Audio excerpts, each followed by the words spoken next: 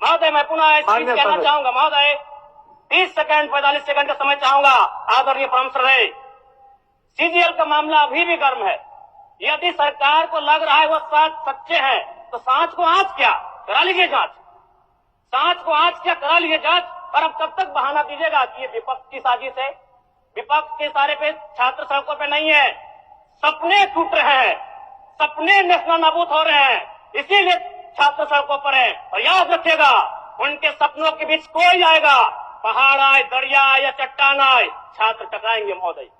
मैं फिर कहूंगा, यदि आप सच है तो सच को आंच क्या कराइए जांच, सीजीएल की जांच हो। मैं पुनः कहूंगा, खतियान आधारित स्थानीय नीति, विस्थापन नीति पुनः समीक्षा करते हुए लागू कैसे हो उस दिशा में राज्य को बढ़ना चाहिए। महोदय, यदि वास्तव में मैया सम्मान की राशि 2500 रुपए सम्मान है तो मैं चाहूंगा हम लोग एक सार्थक दिशा में बढ़िया महोदय।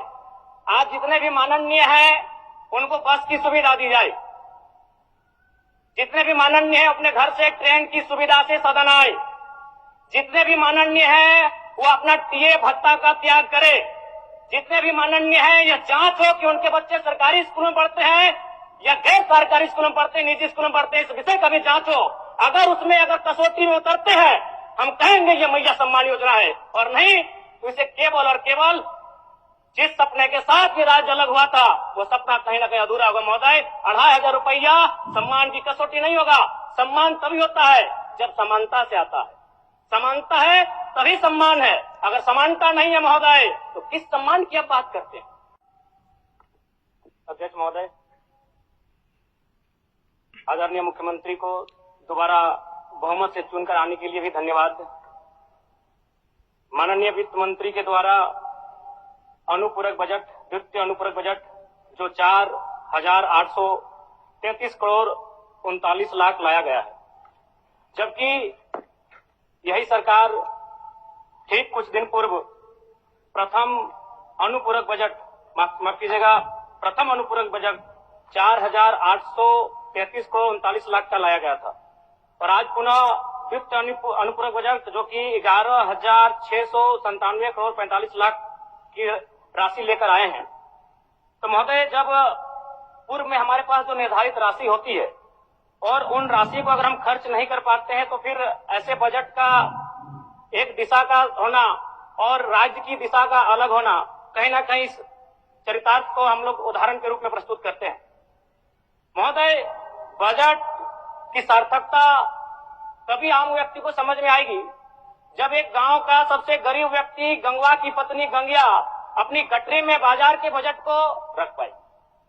आज तमाम माननीयों ने, हमने भी सोचा था कि पक्ष की तरफ से विषय को रखा जाएगा, विपक्ष वाले तर्क को प्रस्तुत करेंगे और इसी बीच मैं एक नया नवेला युवा सीखने का कार्य करूंगा। लेकिन मैक्सिमम समय इन्होंने दिशाहीन मुद्दों पे रखा। तो मैं, चूंकि मैया सम्मान योजना मूल बिंदु रही, केंद्र बिंदु रही, किसी ने उसे सम्मान कहा, नारियों का सम्मान कहा, महिलाओं का सम्मान कहा, हम लोग भी महिलाओं के सम्मान के पक्षधर हैं।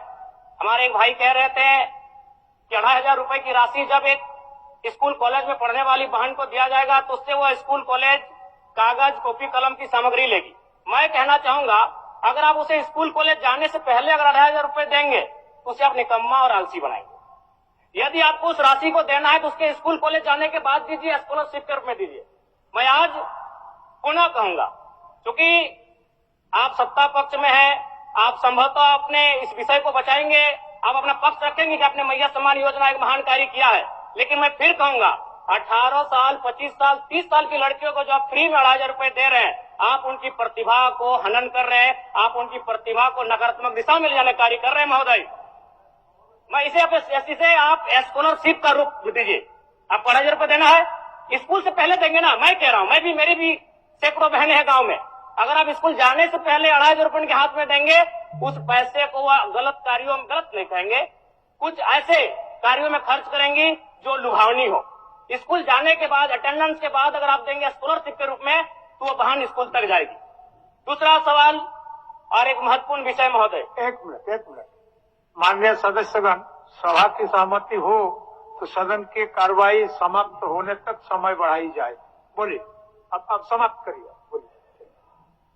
महोदय, यदि वास्तव में मैया सम्मान की राशि 2,500 रुपए सम्मान है, तो मैं चाहूंगा हम लोग एक सार्थक दिशा में बढ़िया महोदय।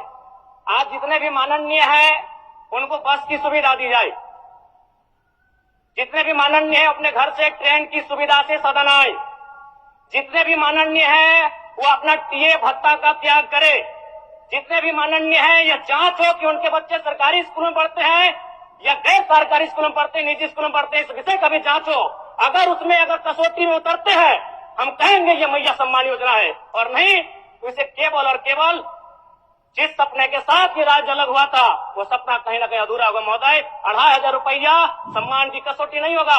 सम्मान तभी होता है जब समानता से आता है, समानता है तभी सम्मान है। अगर समानता नहीं है महोदय तो किस सम्मान की आप बात करते हैं महोदय? मैं पुनः एक चीज कहना चाहूंगा महोदय, 30 सेकंड 45 सेकंड का समय चाहूंगा। आदरणीय परम श्रद्धेय, सीजीएल का मामला अभी भी गर्म है। यदि सरकार को लग रहा है वो सच्चे हैं तो सांच को आंच क्या करा लीजिए जांच, सांच को आंच क्या करा लीजिए जांच। और अब कब तक बहाना दीजिएगा कि ये विपक्ष की साजिश है? विपक्ष के सारे पे छात्र सड़कों पे नहीं है, सपने टूट रहे हैं, सपने नेशनल नाबूद हो रहे हैं, इसीलिए छात्र सड़कों पर है। और याद रखिएगा, उनके सपनों के बीच कोई आएगा, पहाड़ आए, दरिया आए या चट्टान आए, छात्र टकराएंगे महोदय। मैं फिर कहूंगा, यदि आप सच है तो सच को आंच क्या कराइए जांच, सीजीएल की जांच हो। मैं पुनः कहूंगा, खतियान आधारित स्थानीय नीति, विस्थापन नीति पुनः समीक्षा करते हुए लागू कैसे हो उस दिशा में राज्य में बढ़ना चाहिए। और महत्वपूर्ण विषय महोदय, मैं ये कहना चाहूंगा, हो गया माननीय जयराम कुमार जी, हो गया। धन्यवाद महोदय। सरकार के